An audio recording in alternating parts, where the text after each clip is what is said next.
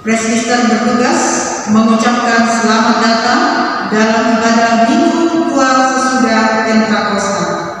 Kiranya ibadah yang kita lakukan saat ini berkenan di hadapan Tuhan dan kita diberkati oleh-Nya.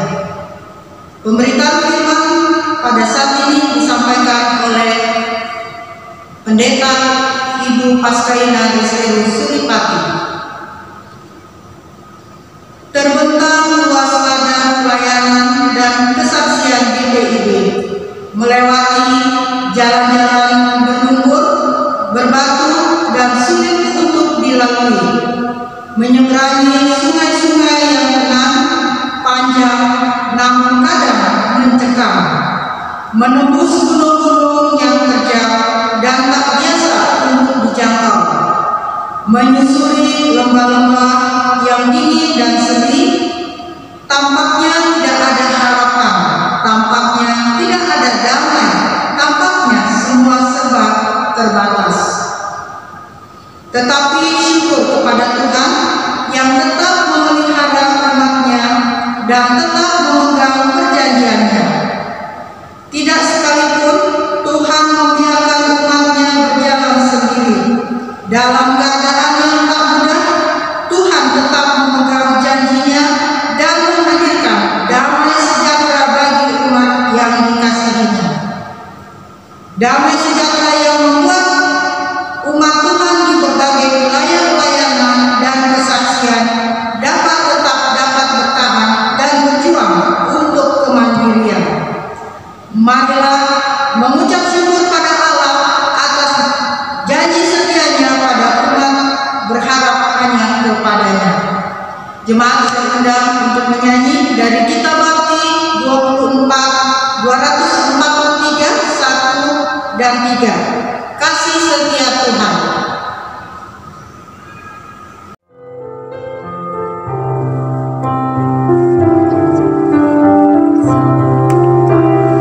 Kasih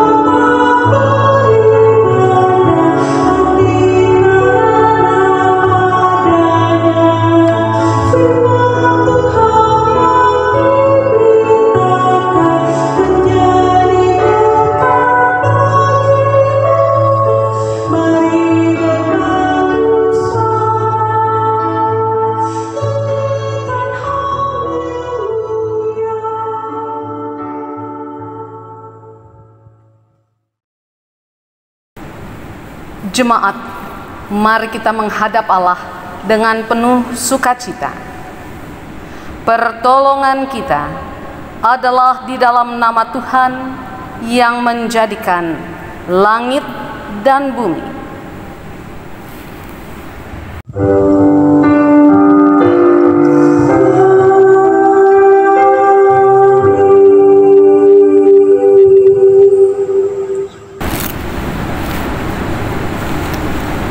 Nats pembimbing, berusahalah hidup damai dengan semua orang dan kejarlah kekudusan, sebab tanpa kekudusan tidak seorang pun melihat Tuhan. Ibrani 12 ayat 14. Terimalah salam, kasih karunia, dan damai sejahtera dari Allah Bapa dan Kristus Yesus Juru Selamat kita menyertai kamu.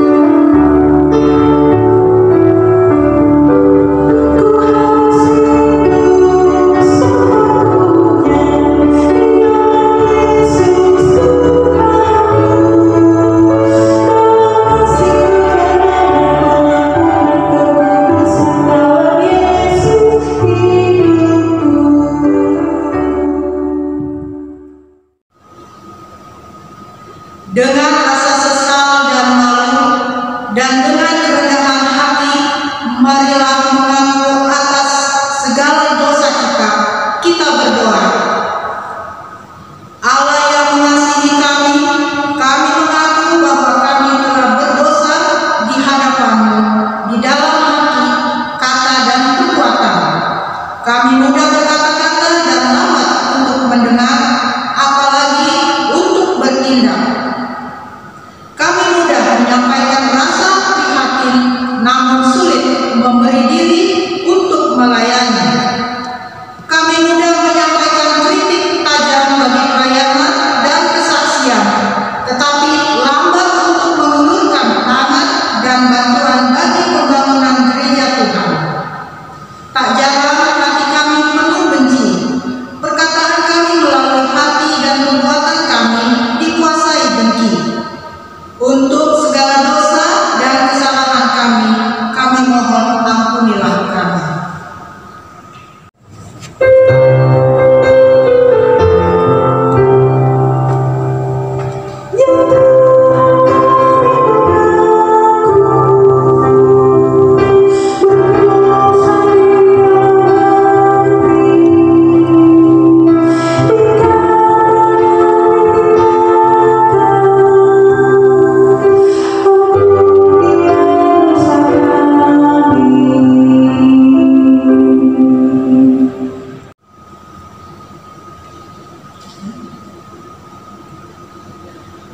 Allah yang mengasihi kami mengaku bahwa kami telah berdosa di hadapan-Mu.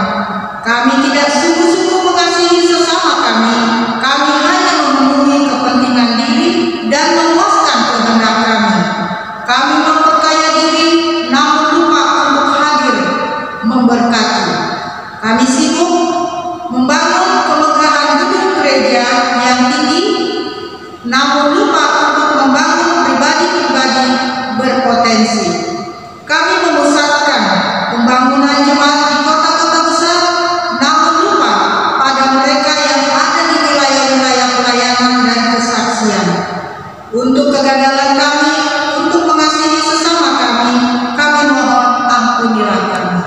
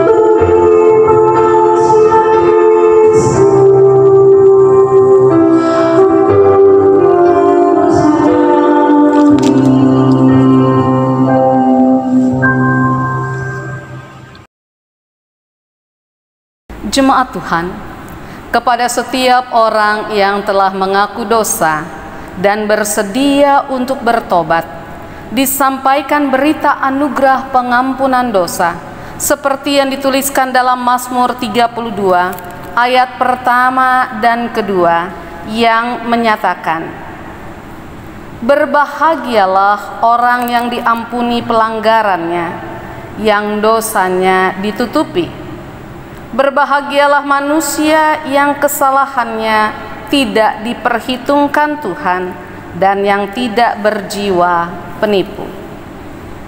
Berdasarkan firman Tuhan ini, selaku hamba Yesus Kristus, kami beritakan bahwa pengampunan dosa telah berlaku dalam nama Bapa dan Anak dan Roh Kudus.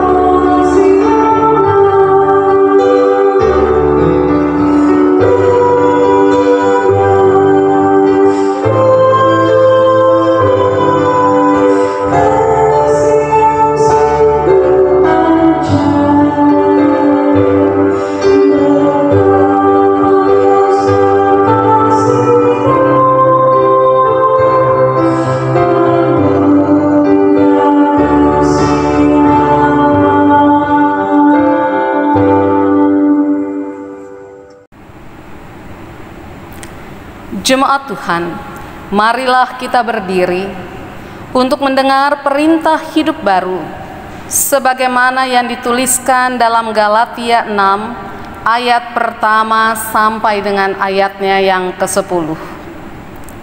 Galatia 6 ayat pertama sampai dengan ayatnya yang ke-10, firman Tuhan menyatakan, "Saudara-saudara, kalaupun seorang kedapatan melakukan suatu pelanggaran, maka kamu yang rohani harus memimpin orang itu ke jalan yang benar dalam roh lemah lembut, sambil menjaga dirimu sendiri, supaya kamu juga jangan kena pencobaan. Bertolong-tolonganlah menanggung bebanmu, demikianlah kamu memenuhi hukum Kristus. Sebab kalau seorang menyangka bahwa ia berarti, padahal ia sama sekali tidak berarti, ia menipu dirinya sendiri.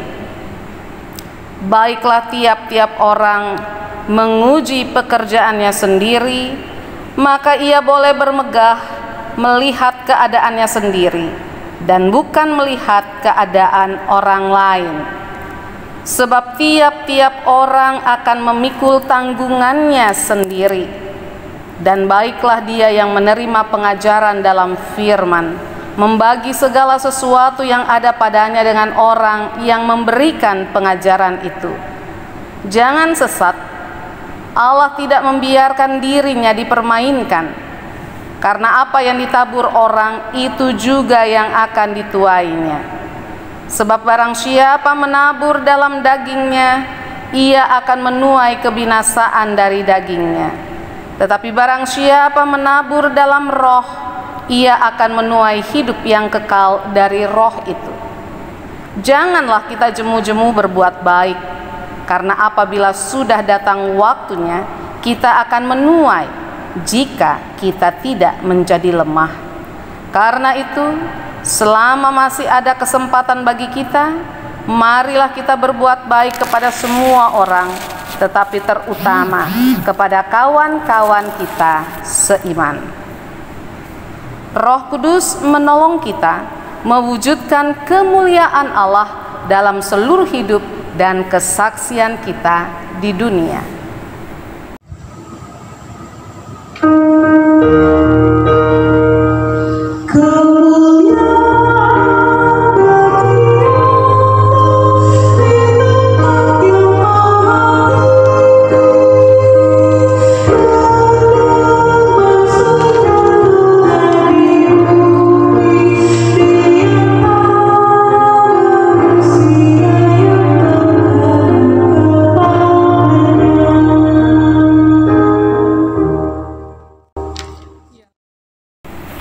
Jemaat Tuhan, saatnya untuk kita menerima sabda Tuhan.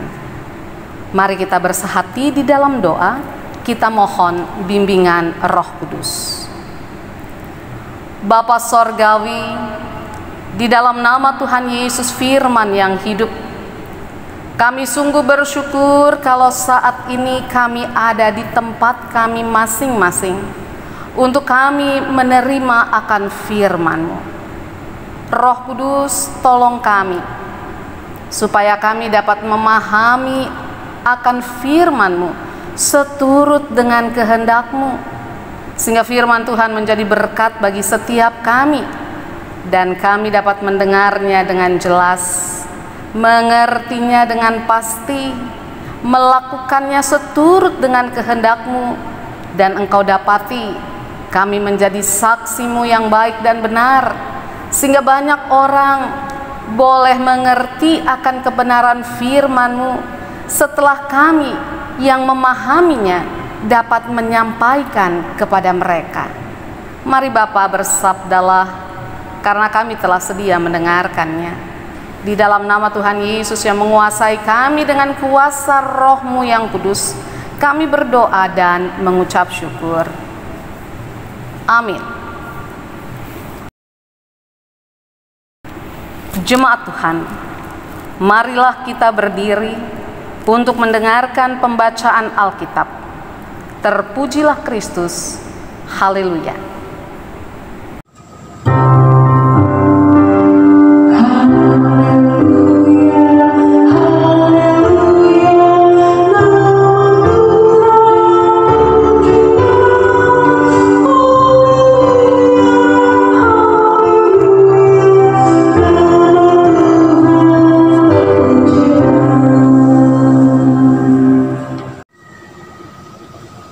Jemaat yang dikasih Tuhan, pembacaan Alkitab pada minggu pagi hari ini terambil dari Kitab Kejadian 31 ayat 43 sampai 50 yang menyatakan, lalu Laban menjawab Yakub, perempuan-perempuan ini anakku dan anak-anak lelaki ini cucuku dan ternak ini ternakku. Bahkan segala yang kau lihat di sini adalah milikku. Jadi apakah yang dapat kuperbuat sekarang kepada anak-anakku ini atau kepada anak-anak yang dilahirkan mereka? Maka sekarang marilah kita mengikat perjanjian, aku dan engkau, supaya itu menjadi kesaksian antara aku dan engkau. Kemudian Yakub mengambil sebuah batu dan didirikannya menjadi tugu. Selanjutnya berkatalah Yakub kepada sanak saudaranya,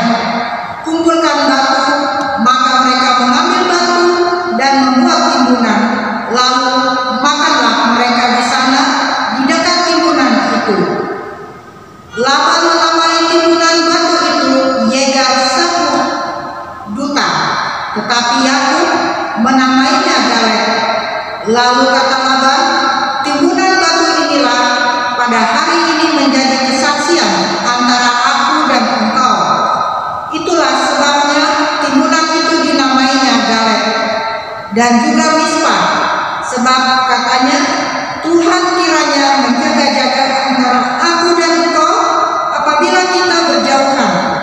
Jika engkau mengaitkan anak-anakku, dan jika engkau mengambil istri lain di samping anak-anakku itu, ingatlah, walaupun tidak ada orang dekat kita, Allah juga yang menjadi saksi antara aku dan engkau. Demikian pembacaan firman Tuhan.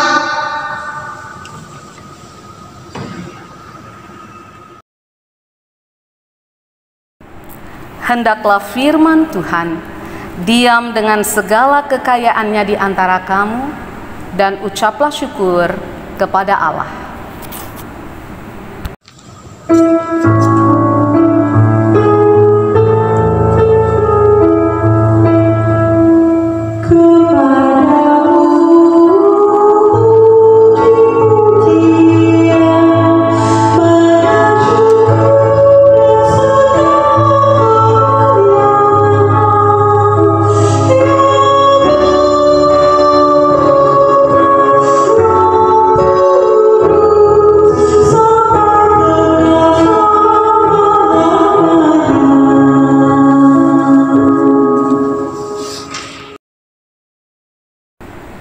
Jemaat yang dikasihi oleh Tuhan Yesus, bacaan firman Tuhan hari ini adalah bagian akhir dari pasang surut kehidupan Yakub dalam relasinya dengan Laban.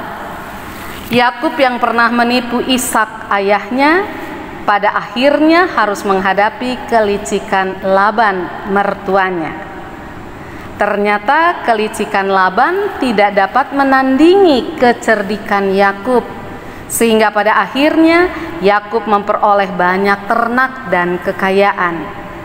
Hubungan Yakub Laban semakin bertambah buruk ketika Yakub secara diam-diam berusaha kembali ke negerinya dengan membawa Lea, Rahel, serta semua anaknya, harta bendanya, termasuk ternak yang dia peroleh. Ada perbedaan mendasar antara Yakub dan Laban sehubungan dengan cara pandang mereka mengenai anak-anak dan harta kekayaan. Dalam ayat 42, Yakub memahami bahwa semua harta kekayaan yang didapati di Haran itu semata-mata harta kekayaan sebagai anugerah dari Tuhan. Sedangkan Laban, dia memahami bahwa anak-anak dan harta kekayaannya adalah miliknya.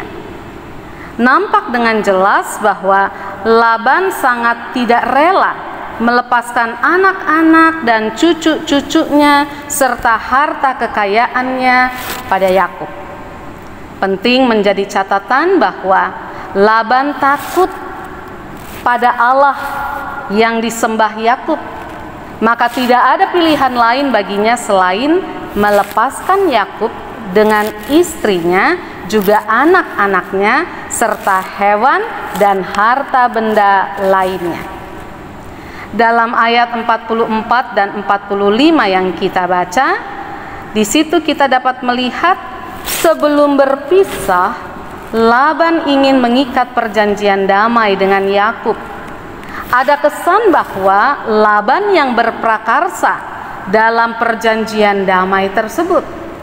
Namun, kalau kita melihat kisah sebelumnya, di mana Tuhan menjumpai Laban dalam mimpinya dan kemudian memberi peringatan kepada Laban agar dia tidak mengatai Yakub. Kalau kita baca ayat 24, jagalah baik-baik supaya engkau jangan mengatai Yakub dengan sepatah kata pun. Dari sini haruslah disadari bahwa Allah lah yang sebenarnya berprakarsa penting dalam perjanjian damai itu, bukan Laban. Seandainya Allah tidak menjumpai Laban, kita bisa lihat perikop yang sebelumnya, maka mungkin saja perjanjian damai dalam bacaan kita tidak akan ada, tidak akan terjadi. Kemungkinan Laban akan melakukan hal yang jahat kepada Yakub. Kita bisa lihat ayat 29. Namun karena Tuhan sudah menjumpai Laban, maka Laban tidak berani melakukan hal yang jahat kepada Yakub, dan dia memilih untuk mengadakan perjanjian damai dengan Yakub. Dalam ayat 46 sampai dengan 49, lalu Yakub mengambil sebuah batu dan mendirikan tugu untuk menjadi saksi atas perjanjian damai yang diikat dengan Laban. Timbunan batu yang dibuat itu lalu dinamai Yegar Sahaduta, itu bahasa Aram, disebut oleh Daud. Dalam bahasa Ibraninya Galet, yang disebutkan oleh Yakub, artinya susunan batu atau tugu peringatan. Tugu batu ini menjadi pengawas untuk mereka tidak saling menyakiti dan juga tidak saling melanggar hak masing-masing. Tuhan menjadi penjaga dan saksi di antara mereka berdua untuk mereka tetap berpegang pada janji tersebut.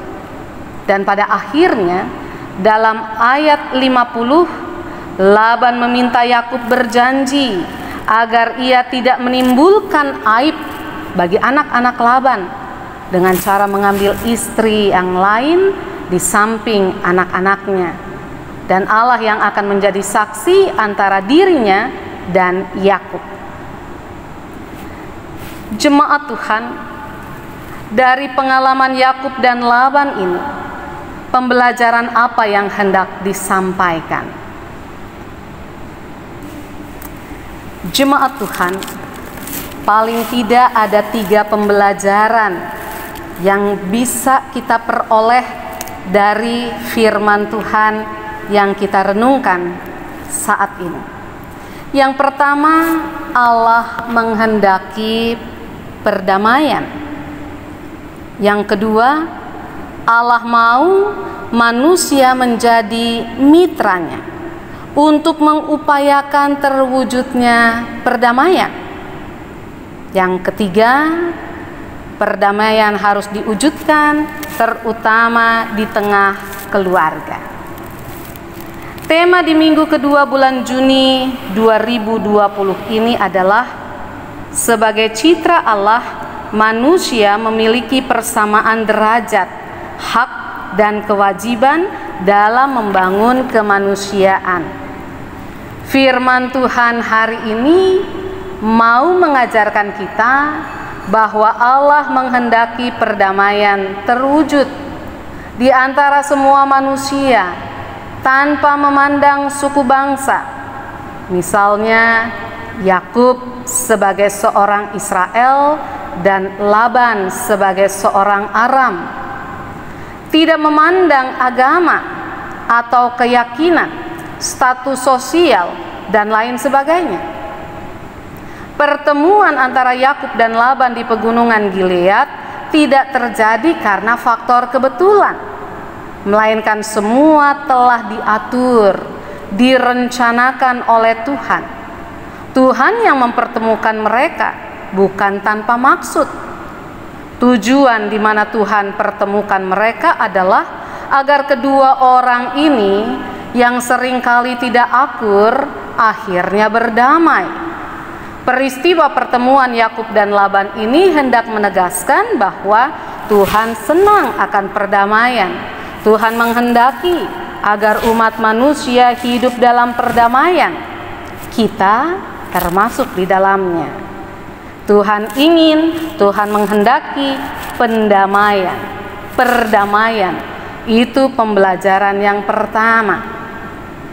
Kalau itu yang pertama, yang kedua adalah Allah mau manusia menjadi mitranya untuk mengupayakan dan memperjuangkan terwujudnya perdamaian.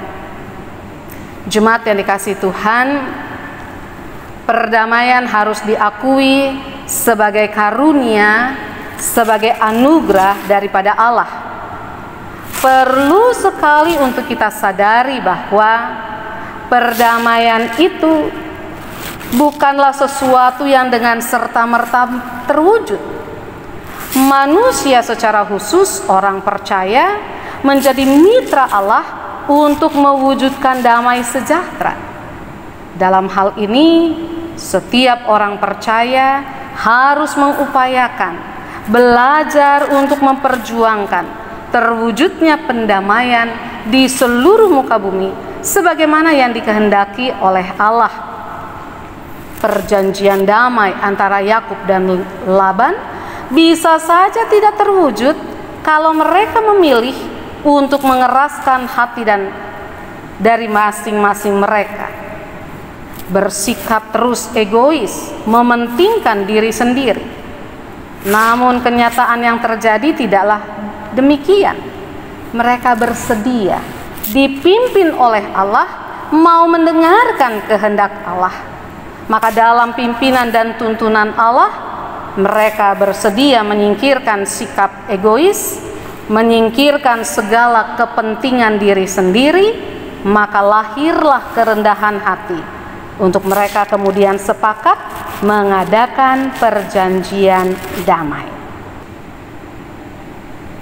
Jemaat yang dikasihi Tuhan, kalau kita sudah tahu dan kita mengaminkan bahwa pertama, Allah menghendaki perdamaian. Kedua, manusia menjadi mitra Allah untuk mengupayakan terwujudnya perdamaian. Maka ini pembelajaran yang ketiga. Perdamaian harus diwujudkan terutama di tengah-tengah keluarga. Perjanjian damai antara Yakub dan Laban mengingatkan bahwa perdamaian pertama-tama harus diwujudkan di dalam keluarga. Hal itu juga tercermin melalui kalimat yang diungkapkan Laban kepada Yakub. Jika engkau mengaibkan anak-anakku, dan jika engkau mengambil istri lain di samping anak-anakku itu, ingatlah, walaupun tidak ada orang dekat kita, Allah juga yang menjadi saksi antara aku dan engkau. Ini dia dalam ayat yang ke-50. Upaya dan usaha untuk mewujudkan perdamaian di tengah keluarga dapat dilakukan dengan mewujudkan kasih sayang dan kesetiaan kepada suami atau istri dan anak-anak kita. Pandemi COVID-19 yang melanda dunia menjadi kesempatan emas bagi setiap keluarga, juga keluarga-keluarga Kristen, untuk mewujudkan perdamaian di tengah-tengah keluarga. Sehubungan dengan COVID-19, kita tidak dapat memungkiri bahwa pandemi ini telah mendatangkan kerugian dan kesusahan bagi banyak orang di dunia, serta menimbulkan korban jiwa yang sedemikian besar. Namun, kita juga bersyukur karena pandemi COVID-19 ini menyadarkan kita arti penting dari sebuah keluarga. Seiring dengan berjalannya waktu, di tengah roda kehidupan yang berputar cepat, kebanyakan keluarga Kristen tidak punya waktu untuk berkumpul bersama sebagai sebuah keluarga. Ini perlu untuk kita ungkapkan, untuk kita bisa sama-sama menyatakan dalam kejujuran. Masing-masing kita sibuk dengan pekerjaan dan urusan sendiri-sendiri. Rumah bagaikan hotel, di mana anggota keluarga datang untuk beristirahat. Anak-anak tidak bisa berkomunikasi secara langsung dengan ayah dan ibunya. Jangankan berkomunikasi, untuk berjumpa dengan ayah atau ibu dalam satu hari saja mungkin sangat sulit. Ketika ayah dan ibu berangkat bekerja, anak belum bangun dari tidurnya. Ketika ayah dan ibu pulang kerja, anak sudah tidur di waktu malam. Ada juga keluarga yang dalam kehidupan sehari-hari selalu diwarnai dengan pertengkaran. Suami istri bertengkar. Anak lalu tidak lagi merasa nyaman di rumah. Kalau boleh, mereka tidak usah pulang ke rumah. Dan jika hal ini sudah terjadi, maka rumah tidak lagi seindah dan semewah apapun. Sekalipun rumah itu indah dan mewah seperti apapun, itu akan menjadi seperti neraka, karena tidak pernah terwujud perdamaian di dalamnya. Jemaat Tuhan, pandemi COVID-19 suka atau tidak suka memaksa semua anggota keluarga kembali berkumpul bersama sebagai suatu keluarga. Dan kesempatan berkumpul ini hendaknya kita manfaatkan untuk kita hadirkan, kita usahakan perdamaian yang dikehendaki oleh Allah di tengah-tengah keluarga kita. Suami hidup dalam damai dengan istri, saling menyatakan kasih sayang dan kesetiaan satu dengan yang lainnya. Demikian juga hubungan orang tua dengan anak. Orang tua menyatakan kasih sayang dan perhatian yang besar kepada anak-anak, dan anak-anak diharapkan menghormati orang tua. Allah telah mendamaikan dirinya dengan manusia di dalam dan melalui Yesus Kristus. Dalam kematian dan kebangkitan Yesus Kristus, hubungan manusia dengan Allah sudah diperdamaikan. Dosa-dosa kita sudah dihapuskan. Kita tidak lagi menjadi seteru Allah. Karena itu, jemaat Tuhan, mari kita terus mengupayakan, memperjuangkan terwujudnya perdamaian di tengah keluarga kita, di dalam persekutuan gereja dan masyarakat, sehingga damai sorgawi itu akhirnya terjadi juga di seluruh muka bumi. Dan itu bukan hal yang mustahil. Kenapa? Karena Roh Kudus akan menolong kita untuk mewujudkannya. Biarlah apa yang menjadi harapan kita dengan kita mendengarkan firman daripada Tuhan, damai antara kita dengan Allah, karena Allah yang mendamaikan dirinya dengan kita, menghadirkan damai dengan sesama, damai dengan diri sendiri, sehingga nama Tuhan dipermuliakan, semua kita keberkatan. Tuhan memberkati kita semua.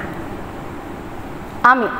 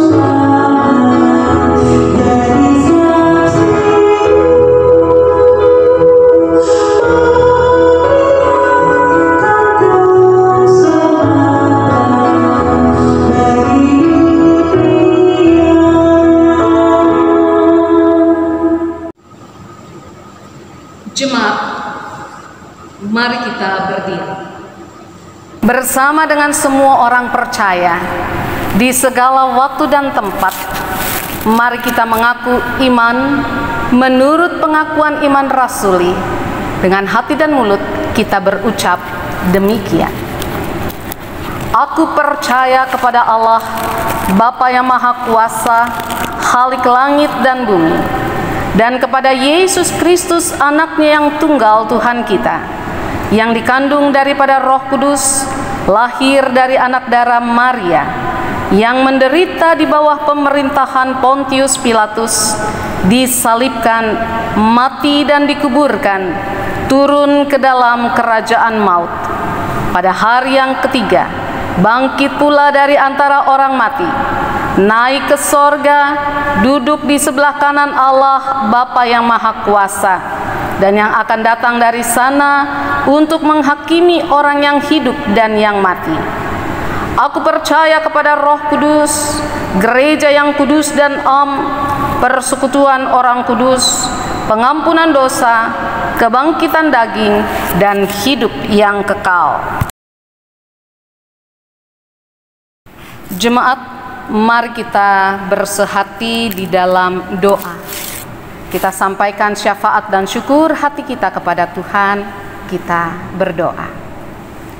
Bapa Sorgawi, di dalam nama Tuhan Yesus kekasih jiwa kami sungguh bersyukur Engkau masih memberikan nafas hidup bagi kami, dan hari ini bersama dengan semua orang percaya kami masuk di dalam ibadah minggu kami.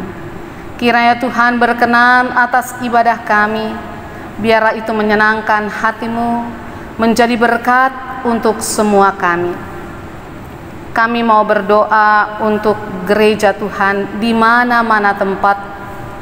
Biarlah gereja Tuhan Engkau pakai menyampaikan firman kebenaran-Mu, supaya semua orang boleh mendengarkan tentang Engkau dan melakukan apa yang Engkau mau melalui kami, yang dapat dengan pertolongan-Mu menjadi saksi-saksi-Mu yang baik dan benar. Kami mau berdoa untuk semua bangsa di muka bumi ini. Belas kasih sayang Tuhan boleh ada untuk semua pemimpin negeri, supaya semua pemimpin negeri dapat melaksanakan semua apa yang Engkau percayakan kepada mereka seturut dengan kehendak-Mu. Kami mau berdoa untuk epidemi COVID-19 yang ada pada saat ini di semua tempat, di semua negara. Kami mohon belas kasih sayang Tuhan untuk menolong, sehingga kami dapat memperoleh pengasihan-Mu dengan penyakit ini dapat dihilangkan dari semua negara di muka bumi ini. Dan kami hanya mohon belas kasih sayang-Mu, ya Tuhan. Kami juga mau berdoa untuk Indonesia. Belas kasih sayang Tuhan boleh terjadi di negeri ini juga. Belas kasih sayang Tuhan menolong supaya COVID-19 ini boleh juga berlalu dari negeri kami, Indonesia tercinta. Pemerintah, bangsa, dan negara kami, biarlah Tuhan yang akan menolong mereka mulai dari pusat sampai di daerah-daerah terpencil. Mampukan setiap pemimpin kami melaksanakan segenap tugas seperti yang Engkau inginkan. Kuatkan mereka, sehingga apa yang Engkau inginkan mereka dapat lakukan persis seperti yang Engkau mau. Kami juga mau berdoa untuk gereja-gereja Tuhan di seluruh muka bumi juga yang ada di Indonesia. Pakai gereja-Mu ya Tuhan, untuk kami dapat melakukan apa yang Engkau inginkan, apa yang Engkau percayakan, sehingga nama Tuhan Yesus dipermuliakan di seluruh muka bumi ini, juga di negara Indonesia. Kami mau berdoa secara khusus untuk para dokter, dan semua yang terlibat di bidang kesehatan. Kuatkan mereka di tengah-tengah kondisi negeri kami dalam COVID-19 yang sedang kami ada di tengah-tengah penderitaan penyakit ini. Biarlah Tuhan yang akan tolong supaya semua dokter dapat melaksanakan tugas dengan kekuatan daripadamu, dan seluruh orang di Indonesia juga boleh menerima berkat sehingga semua boleh kuat dan sehat. Tuhan, kami juga mengucap syukur kalau saat ini kami ada di rumah masing-masing dan kami dapat melakukan ibadah kami. Kami mengucap syukur ketika Engkau memberikan kepada kami kekuatan dan kesehatan. Biarlah kami dapat melaksanakan segenap tugas kami seperti yang Engkau inginkan. Mohon ampun untuk semua salah dan dosa kami. Terima kasih untuk pengampunan yang sudah Engkau anugerahkan. Kuatkan kami untuk terus berjalan seturut dengan kehendak-Mu di tengah-tengah kehidupan kami. Anak-anak yang masih belum tahu kapan mereka dapat pergi ke sekolah lagi, biarlah Engkau yang akan memberikan kepada mereka sukacita di tengah-tengah kehidupan di mana mereka harus ada di rumah. Kuatkan mereka sehingga mereka senantiasa bersyukur karena Engkau baik adanya di tengah-tengah saat mereka sekolah, tapi juga di saat-saat mereka harus ada di rumah mereka masing-masing. Ini syukur hati kami. Masih banyak yang kami mau sampaikan kepadamu Tuhan, namun kami mengucap syukur karena Engkau Allah kami yang sempurna, yang berkenan kiranya menyempurnakan doa yang jauh dari sempurna ini dengan doa yang telah Engkau ajarkan kepada kami. Bapa kami yang ada di surga, dikuduskanlah nama-Mu, datanglah kerajaan-Mu, jadilah kehendak-Mu di bumi seperti di sorga. Berilah kami pada hari ini makanan kami yang secukupnya, dan ampunilah akan kesalahan kami, seperti kami juga mengampuni orang yang bersalah kepada kami. Dan janganlah membawa kami ke dalam pencobaan, tetapi lepaskanlah kami daripada yang jahat.